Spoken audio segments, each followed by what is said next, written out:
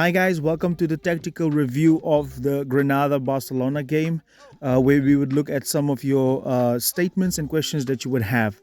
But before we look at all of that, please do subscribe to the channel, as that will be helping us a lot in order to get this channel to grow bigger. And we upload 3 times a week. We do tactical analysis on all Barcelona game.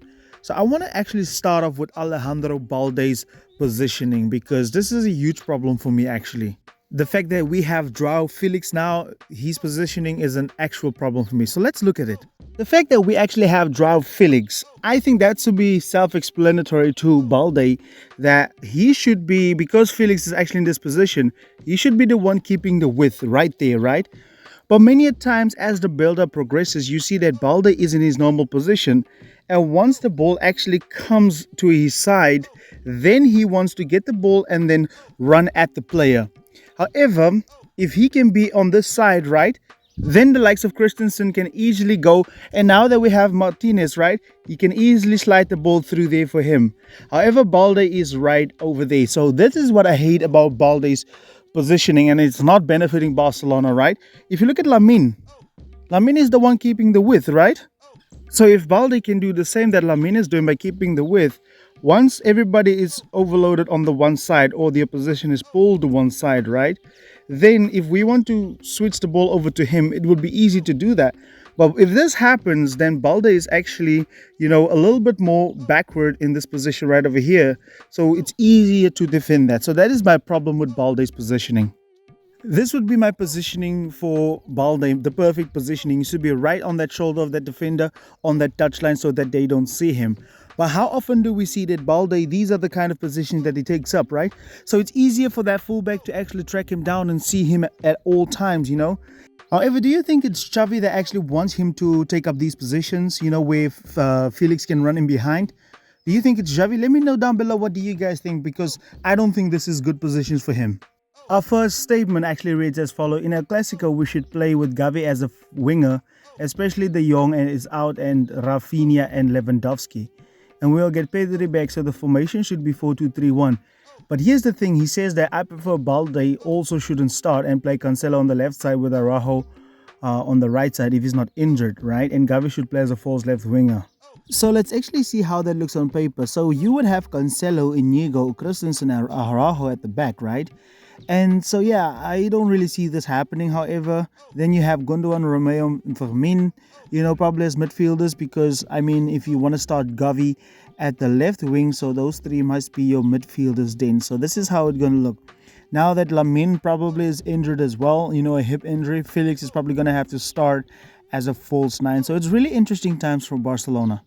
So the next statement reads as follows: it would be better for Barcelona to employ a 3-4-3 formation for now, because we haven't had an elite defensive midfielder.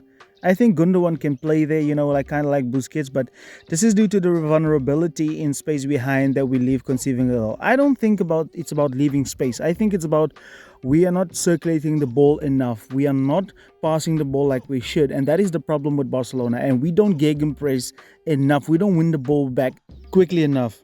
And then the last person says that Barcelona's women's team play with 2 inverted fullbacks, their wingers stretch wide, and the 2 attacking midfielders attack the half space in a 2-3-5 formation. Their counter-pressing is high and amazing. Whenever they lose the ball, they win it back high up the pitch. Majority of the times, they are not vulnerable on counterattacks. Why can't Xavi learn something from them? If you want me to do a video on Barcelona's women's team, just comment Barca women down below and we can do a video, especially now that it's international break, all right? I honestly get what you're saying. I do, especially with the fact that he's a defender. He can defend good. We're on the counter transition, However, do we have the personnel? Is Balde the kind of guy that inverts, right? Is he good at the passing game?